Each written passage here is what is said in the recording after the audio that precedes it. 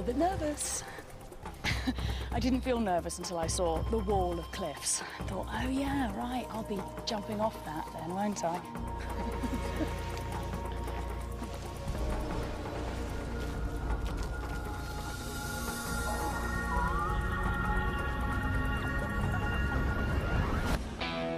I'm Lucy Cook, and I love freaks. I am immune to cute. I do whatever it takes to seek out the world's strangest creatures in the wildest places. I'm on a mission to show you why nature's oddballs are truly the most amazing animals on Earth.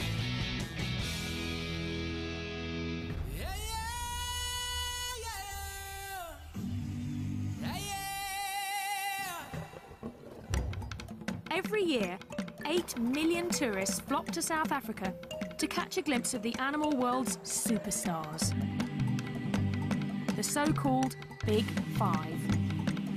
But I don't see why they should get all the attention. So I'm here to seek out the ugly, the weird, and the overlooked. My very own odd five.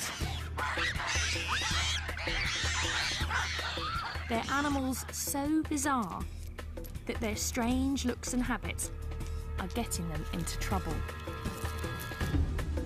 Yet their freaky stories are rarely heard. Maybe that's because they've got some rather challenging personal habits.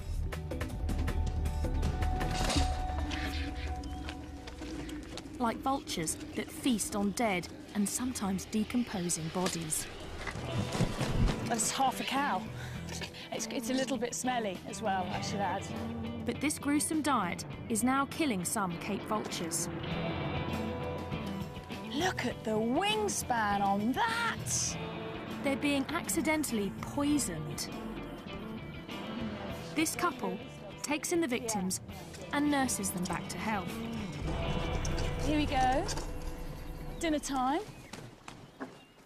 Don't be alarmed if a whole bunch of vultures do come up to you. Okay. So they do bite. If the birds are going to grab you, the first thing they're going to do is your eyes. So I have to wear sunglasses and a cap to protect my eyes from being pecked out. But other than that, apparently they're very friendly. Carry on walking.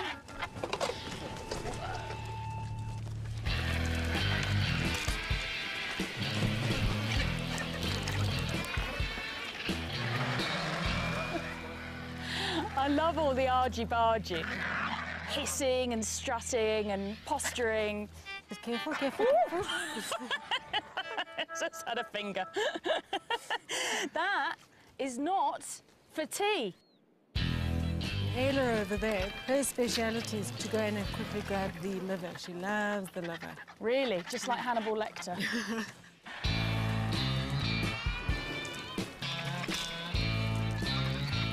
It's pretty obvious now why they have a bald head. It's to keep them clean when they're eating. Exactly. Yeah. They're actually very clean. They are. Every time they eat, they go and bath afterwards. They're a bunch of neat freaks, and they make life safer for everyone else.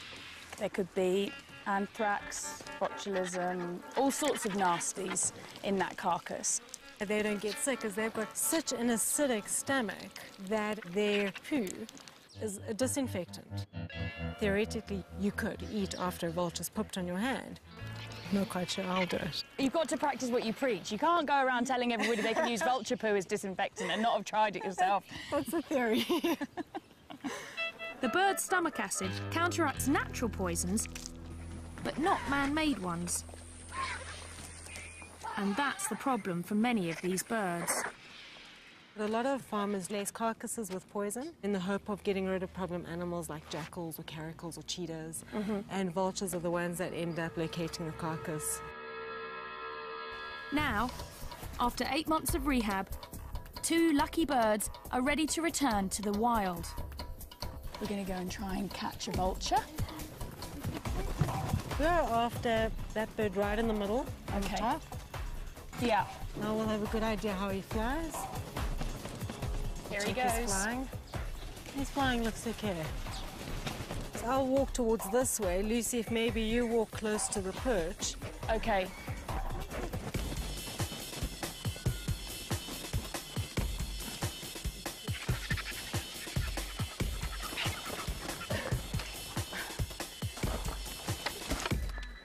Well, he's quite a small guy. Do you want to try and grab him?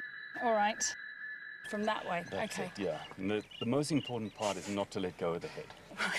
That's the number one. Number one, don't let go of the head. They're very wriggly, so just... Very wriggly. Okay, I've got hold of it. Wow, it is wriggly, isn't it? Hold Whoa, higher. it's so wriggly. Yeah. Okay, hold higher. You're going to hold it up against your chest. I'm going to pass him like to... that. And My keep hands his are quite head- small. Keep his so- head away from your face. Don't Okay, don't yeah, get but too also- close. Okay, now you're going to hug him. So I'm going to pass him to you. You're going to kind of hug him. Okay. Okay, you okay there? Yeah, just. Whoa, he's strong. Okay. Have vulture will travel. It's going to turn into the narrow tar road. You follow that all the way up. We take our birds to a spot where they can join other Cape vultures in one of the last surviving colonies. These birds only live in southern Africa.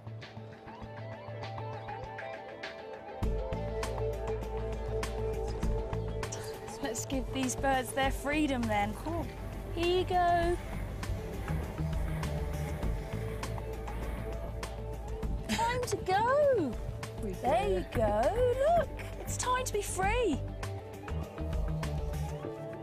This whole area, it's all for you again. I can't really believe it. No. There we go.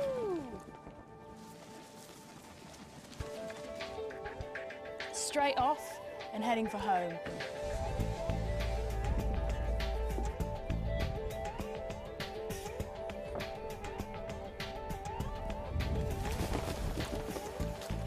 While many vultures nest in trees, Cape vultures are particular. He's heading straight for the cliffs. They only nest on high cliffs like these. And there's only one way I can see how they do it.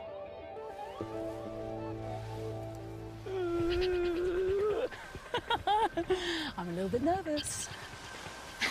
I didn't feel nervous until I saw the wall of cliffs. I thought, oh yeah, right, I'll be jumping off that then, won't I? Just about to jump off a cliff. What you get me into? That's Phil, my intrepid producer. Whoopa! Whoa! Oh my word! Oh my god!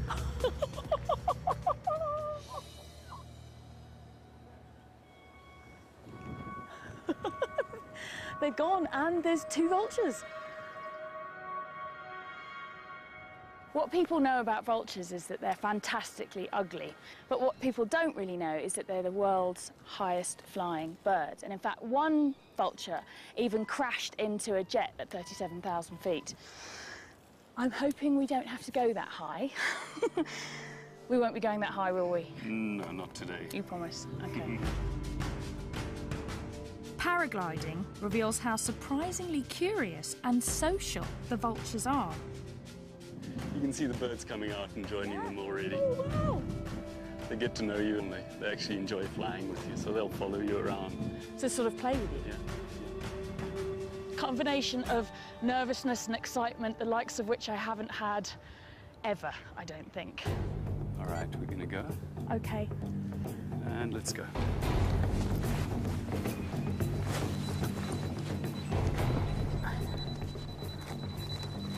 All right, and rotate. Run. Yeah.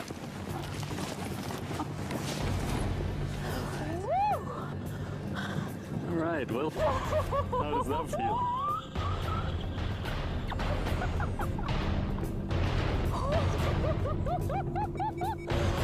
My knuckles are white.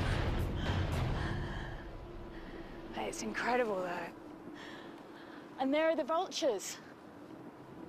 Oh my word. Wow, they are all around us.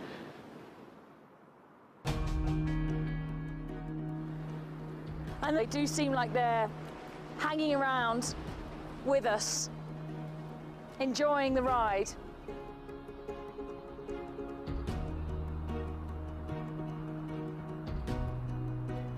This is how you should see them to appreciate their beauty.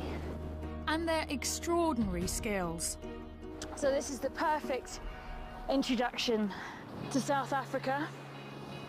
South Africa is made up of all sorts of different micro-terrains, each with their own peculiar creatures. These cliffs are one of those unique hotspots. I can see right over the cliff where they're nesting now. It's 25% of the world's Cape vultures are nesting in these cliffs.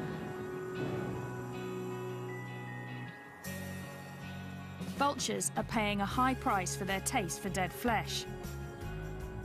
And now, even their keen eyesight is getting them in trouble. A threat I want to know more about. There's a big muti market here. Muti is traditional medicine. And apparently, vultures are a popular ingredient. There's everything here, actually. There's a lot of herbs and plants, and then just a lot of unidentifiable bits of animal. Oh, this was a big snake. Python. It's a python. Is that a cheetah or a leopard? Here you've got a whole baboon. That's what. You've got a lot of stuff, haven't you? Yeah, there are a lot of stuff. This is the wings for the vulture. That's a wing of a vulture? Yeah. Oh my God. Okay. What's your best stuff? What's your biggest seller? Vulture brains. People want vulture brains. That's the big seller, is it? Yeah. How to use And- this one? You can make powder. Yeah. And then you can put here. And Okay. then you can smell. It helps so you can see to the future, you can see what's coming, and they can give you this to open up your mind. Dimmy was once a student of all this, and I've asked her to be my guide. Also, it's good for gamblers. Yeah, it's good for the lotto. The lotto number. Lotto number. Right, okay. As if it wasn't bad enough that they got farmers poisoning them, they're also getting their brains sniffed in order to win the lotto. The belief is that the traits of the animals transfer to the buyers. The vulture's got amazing eyesight and makes you be able to sort of see into the future. So, Dimi, can you help me? Does he understand that the vultures are endangered and that there's not many vultures left? Okay, ufungwazi ukuthi mhlambe ngevulture wangifana noma usala ngembuzi nge-A1. Yeah, I know. Yeah, it's true. But it's a business. Yeah. It worries him, but it's a business. It's part of a tradition begun centuries ago, before other threats put these animals in so much danger. There are clearly an awful lot of endangered species here. This is a scale of a pangolin. I love pangolins. Pangolin scale. A pangolin scale is said to protect you from evil, wrapping you in armour like the animal itself. In 2011, at least 8,000 of these bizarre mammals were seized from black marketeers. Some of them want their scales, while others are after their meat. In China, it's considered an exotic delicacy. They may be the weirdest of the freaky five, and I'm not leaving Africa until I've seen one.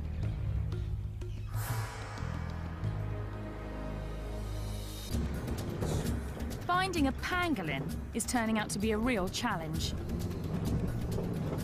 So I've been kidnapped by Louise Joubert. She's got my favourite animal. She's a pangolin, which is a funny little scaly anteater with a very, very long tongue and a very smelly bottom. But Louise seems determined for me to see the big five first. Obviously, you understand I wouldn't normally be interested in lions, but I'm actually quite scared to say no to Louise. They're big lions, aren't they? They're big. It's very easy to put your claws through there. Louise rescues and rehabilitates animals and then sets them free. Oh, we've got pangolins to see. Come on, we've got pangolins to see. Enough with the celebrity animals. Oh my word, it's a rhino. He wants it. It's like, do you think my hand's food? Louise, I want to see the pangolin. I want to see the pangolin. Take me to the pangolin, please. wild dogs. What do you think, Munchkin, eh? What do you want? Do you want to go and join them? Do you want to go back to nature? No, definitely. Slightly mad place, really, isn't it? Louise has an amazing success rate. She's saved 4,500 creatures since 1993. Slightly nervous as to what's going to be inside. This is a very strange house. We've got funny little animals. And in this bedroom, we've got a load of ostrich chicks. Now I'm going to get to see the pangolin. This is the pangolin's bedroom. This is the pangolin's bedroom. Got his very own bedroom. This is the pangolin's teddy bear. And he's been pooping, so we need to just clean that. Here we go. Sid, you stink. I could camp out in the African bush for months and never see a pangolin. Oh, look, he's making into a little ball. They're very shy and secretive. Sid, it's so fantastic to meet you. I've heard so much about you, and I have been desperate to meet you. Oh, he's so strange. His funny little ears. They've got very poor eyesight, apparently, but they've got a very keen sense of smell. And he's like a little pine cone, aren't you, Sid? Sid and his mother were seized from poachers. The mother showed signs of stress and Louise released her. Now she is Sid's mum and has to make sure he learns to survive in the wild. We're on our way to go and find some termite mounds because Sid needs to learn to eat termites. He's an anteater, termite eater.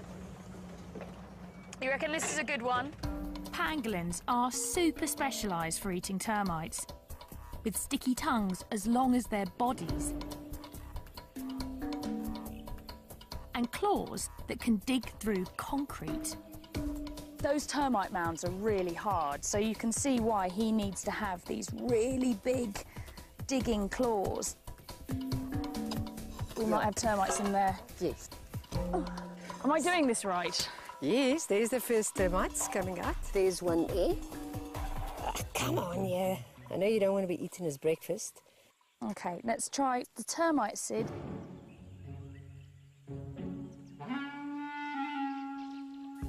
Come on, Sid, there's a termite. The termite, Sid, is there, right in front of your nose. No, OK.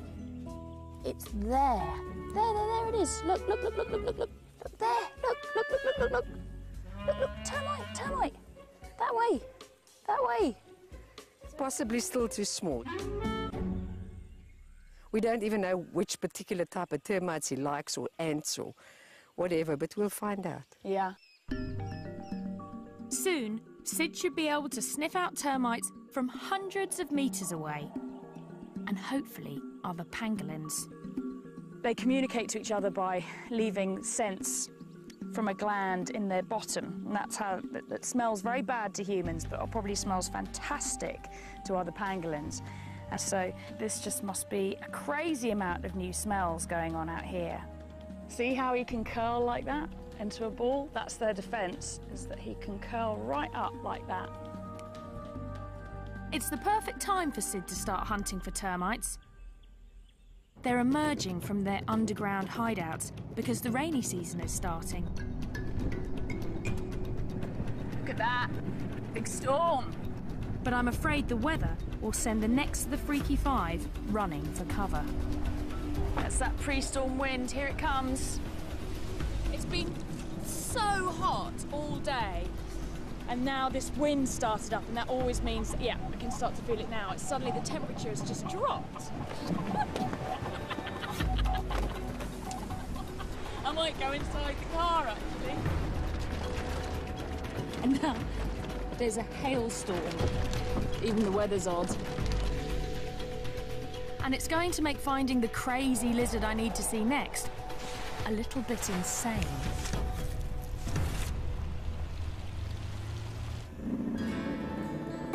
Let's go find some sun gazers. We've travelled in search of this incredibly rare lizard, and hardly anything is known about it, except for the fact it's called a sun gazer. That's a burrow. That's another burrow there.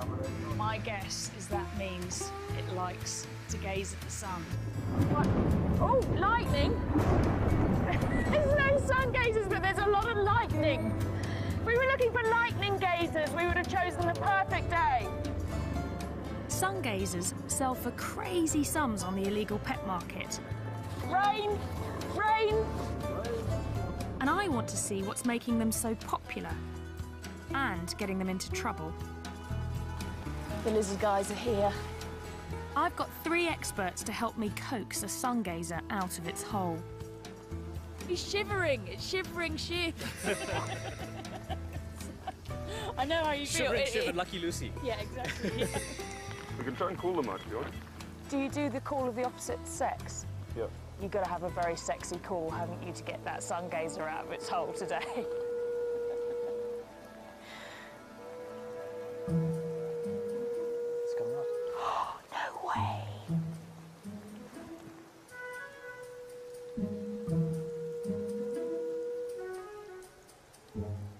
I'm just messing with you. Oh, I was all excited. I did think it was weird. I was thinking to myself, they really make that noise? I'm thinking, well, I don't know, I'm in South Africa, I've never been here before. It's like anything could happen, but... Luckily, the lizard men have some they're studying that they want to release.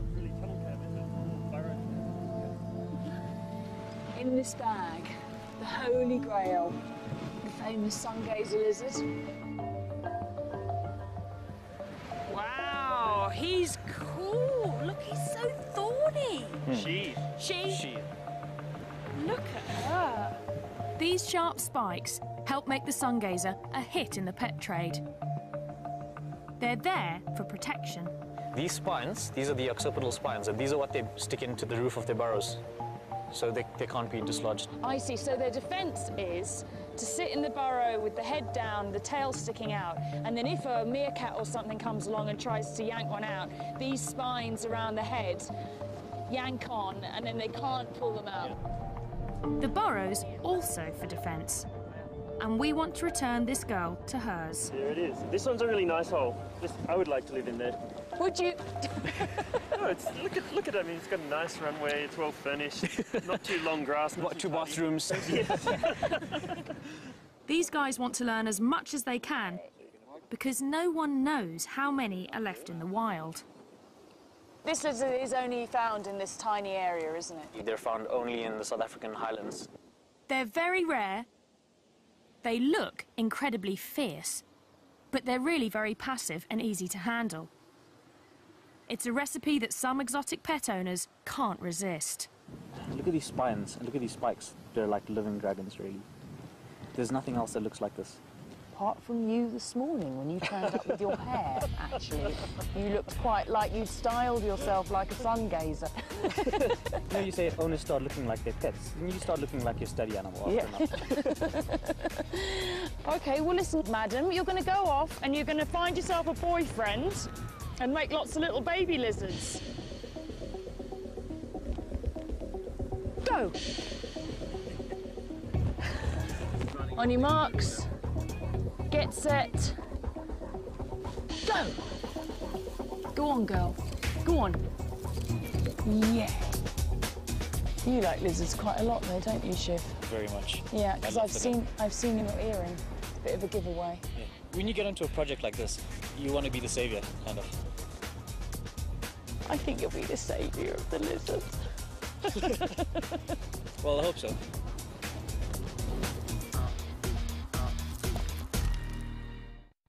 Burrowers like the sun gazer are found all over South Africa, where protective tree cover is in short supply.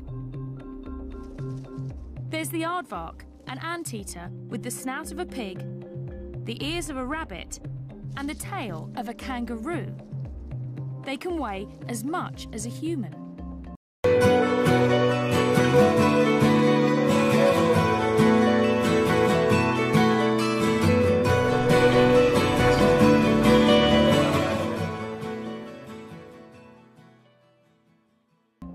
Aardvark burrows are often taken over by the honey badger.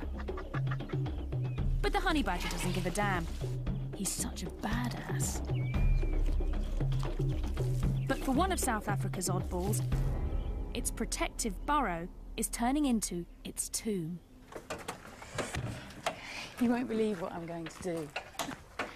I'm going to go and rehouse a spider. We need that. You need a big knife. We need a big knife. This is Donald. Donald Stridon.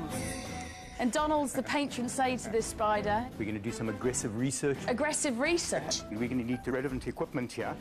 Donald served in the South African Army and is ruthlessly efficient. I don't want to leave anything behind. You don't want to leave anything behind, no. We're stuck in the bush somewhere. The spider we're after is known as a tarantula in most of the world. Here, it's called a baboon spider. We have water containers, yes, check. Let's take some weather monitoring equipment. Do we need gloves? We need to get camera, GPS. We don't need gloves. Okay. Spider safari. Yeah. So these spiders, they only really live in this area around here. About 150-kilometer radius from where we are now, and that's it. The only place in the world that you find this spider. That's the problem. Throughout southern Africa, tiny areas are home to unique animals found there and nowhere else in the world. Like the sungazer, the Cape vulture, and the golden brown baboon spider. Unfortunately, the spider likes a kind of soil also popular with home builders, and it refuses to move, even when the bulldozers come. It's going to tuck down right under there, panic, and as soon as they cover it over, slow, terrible death. So we absolutely need to move it. So this is an emergency situation? Yeah, this is one. So that's where the spider is. Now, golden brown baboon spiders need very special attention. They're very finicky, and we have to be finicky too. So the technique of capturing the spider is not to make too much disturbance so that we don't spook the spider. The first step is to lure this very sensitive spider out of its hole. Now, Donald has thought this through and has developed a special method, haven't you? Which involves faking a rainstorm. Here comes our rainstorm. You've got to make thunder sounds, eh? That's it, perfect. Just carry on like that. Okay, he's coming out. She's coming. There we go. You're doing such a good job. So there she is. South Africa's fussy freak emerges. Okay, so Donald's actually blocking its entrance with the knife so that it's now trapped in its porch, basically. It's probably about a 15-year-old spider. 15-year-old spider? Who knew? In 15 years, she hasn't really left that burrow. Wow, okay, so this is a big moment for this spider. Try and get this with my camera. You've got to be so gentle with them. The hair is covering the body. Every about 20th hair is a sensory hair, so they touch things and feel things with that. Here, there we go, beautiful. She's lovely. Wow.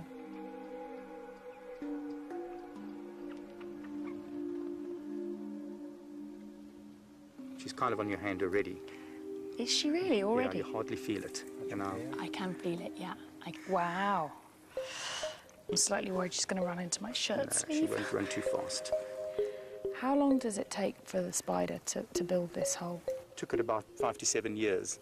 That's incredible. I totally understand why it wouldn't want to move.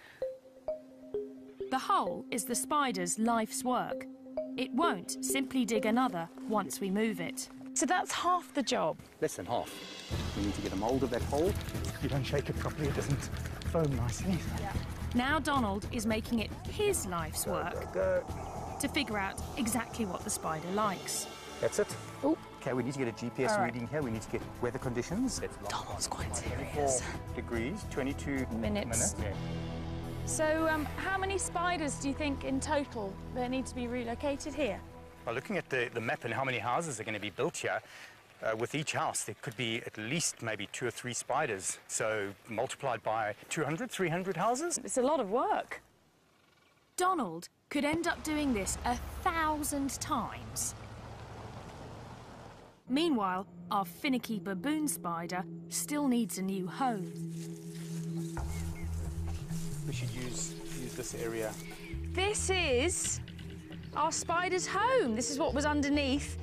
And we're going to start making a hole for her in the hope that she'll continue and make the rest of the boot. Yep, exactly. Okay, so what direction? We were 24. What do you say about that spot? Donald has learnt to be as fussy as a spider, having to try and rehouse. How many have you tried? And I hate to say failed, but I mean it's... Probably about close to 50 that we've worked with. 50, yeah. 50. Of the 50 spiders, just one has accepted its new home. Right. We have a whole bunch here that we have in captivity. They're all waiting for homes. So until we find what the recipe is. And you've got to be very careful about what you're doing here, ma'am. Really? Lucy, yeah, you're scraping the hole wider and wider. That's no good. You see what you've done there? You've messed it. I have... Oh my God, I've ruined it. So I have to start a new hole. Okay, now look what I'm doing. The spoon has been taken away from me and handed back to the master. There's only one master, and that's the master.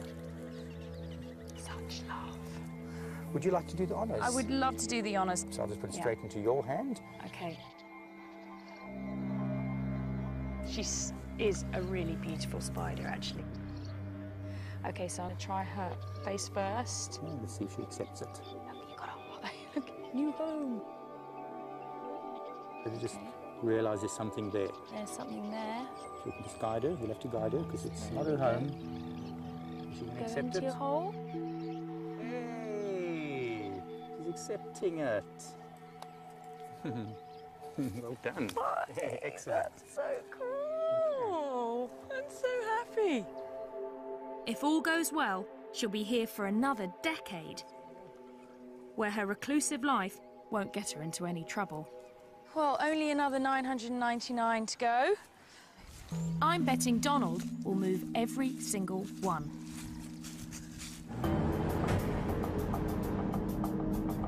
The spider would be helpless without Donald. But the last freaks on my safari help each other. And they're paying a steep price for it. They're bold creatures, far stronger and more agile than humans, with fangs longer than a leopard's. But it's the Chukma baboon's brain power that gets him in trouble.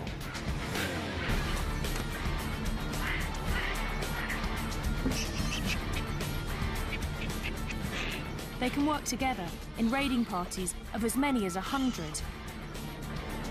Not the kind of creature you want to come home to. Unless you're this guy.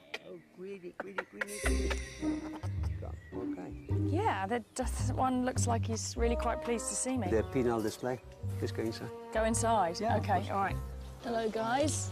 Matthew and I are becoming friends, aren't we, Matthew? Yeah? You like what you see? When baboons clash with humans, Bob rescues them.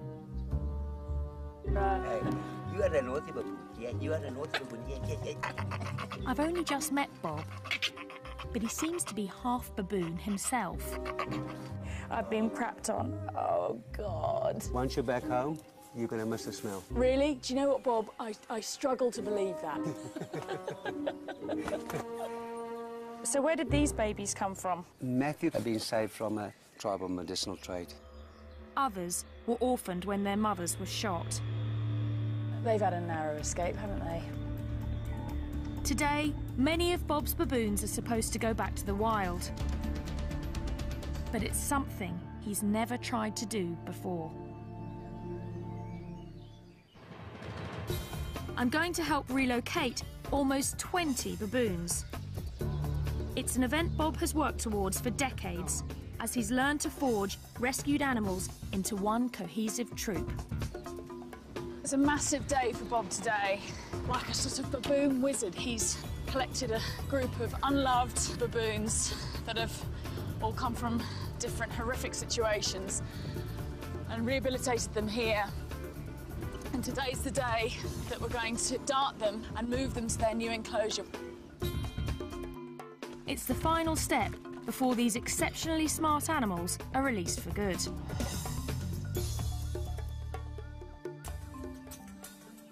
Oh, here they are. Wow.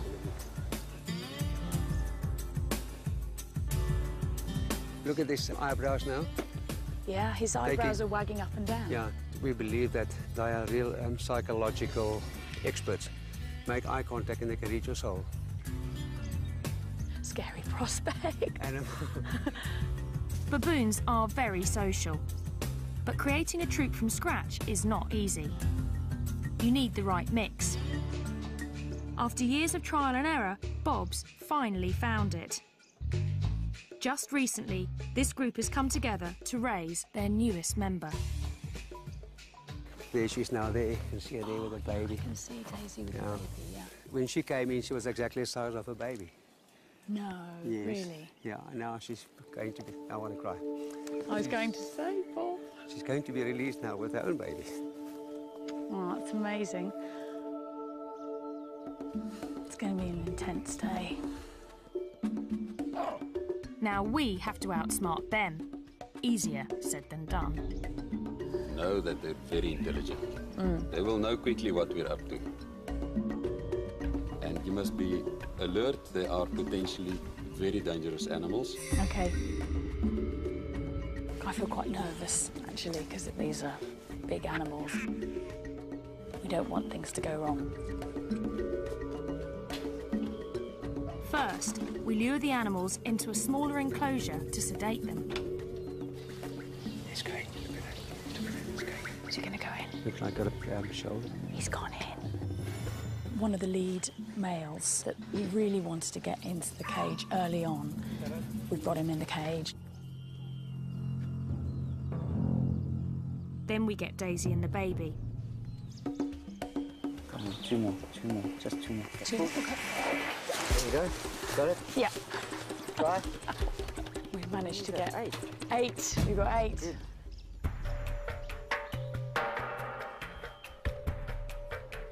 He's so jittery about seeing a gun, you know, because they've been shot at so many times. And Some farmers here shoot to kill any baboon they spot on their property. We want to capture the big male first, or he could make things more difficult.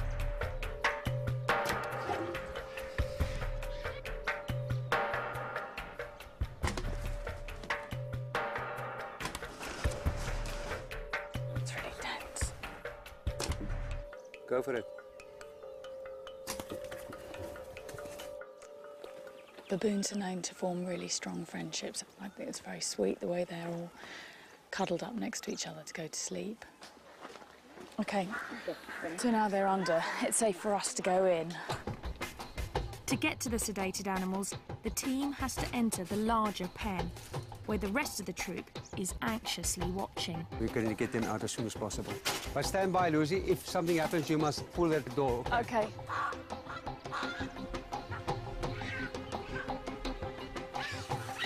Hear that? The minute that the baby starts crying, they will... Oh, they can tell something's going on. Yeah, they're going crazy because it's the baby. Now with the baby making the sounds, then we must take them out immediately. I've got it, yeah, OK.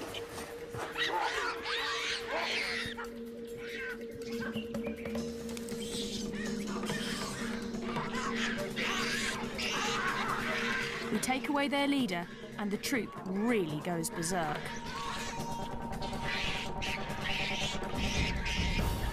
Once strangers, these baboons will now do anything to protect one another.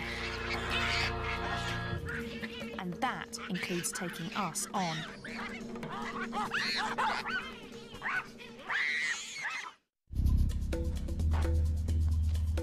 It takes half a day, but we manage to sedate the troop.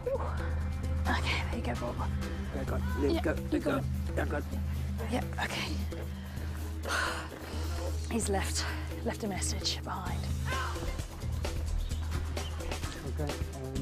Each gets a thorough medical checkup to make sure it's healthy enough to survive in the wild. It's a lot softer than you'd expect, given that they walk on their hands all day long. Baboons have evolved to forage on the ground because of southern Africa's lack of forest. Some think that's also why they have such huge canines, to fend off predators. Whoa, look at that. This is for the canine. If you feel the back part of it here. I will check. I can feel that. Behind that tooth is razor sharp.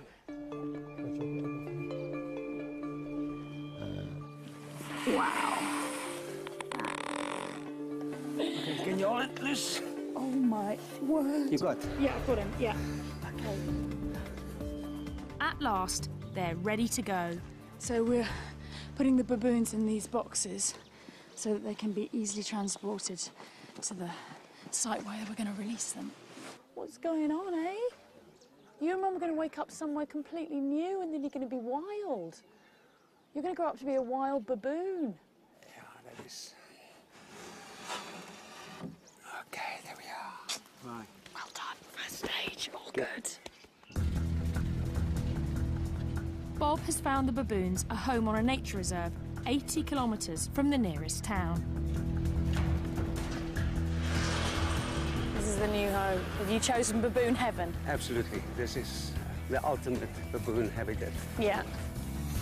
We need to make sure the baboons will stay together, so we'll first release them into a temporary electrified enclosure. That's just so that they get used to this area and stay as a group. And then, after a couple of weeks, I'll turn the electricity off, build some bridges so that they can then expand beyond the fence, and then eventually the fences will come down and it'll just be them in the wilderness. Here comes the big boy. Look at them pulling in the pipe. The baboon's got hold of the pipe. 19 baboons in these boxes that would have died or led some horrible, grim existence as pets. And they are about to have their first taste of freedom. And everybody's very excited. No one here has ever done this before. We've got Daisy and the baby in here, and they're going to go in first. Are you guys ready? Yeah. Here comes Daisy, guys. Here comes Daisy. Woo! There she goes. They're kind of looking around like, what the hell happened there? 3, 2, 1.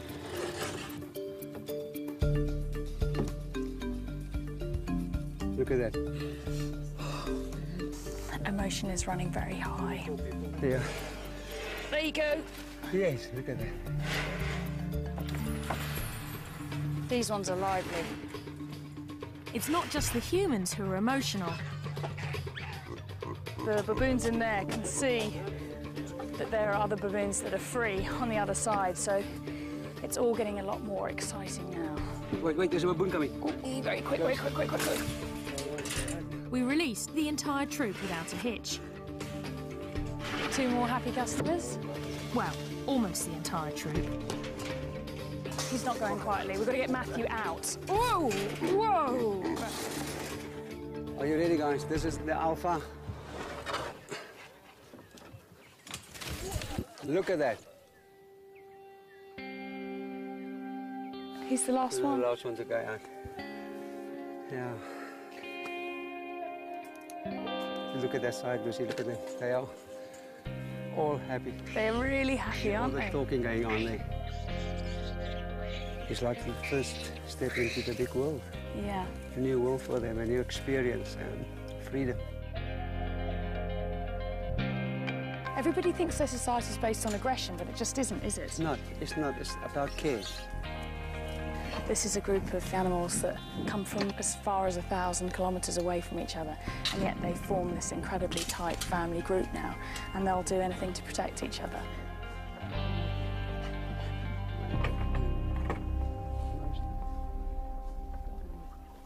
Oh, it's hard. You can't not be moved by this, can you? You know, it's like, it's an amazing, amazing moment.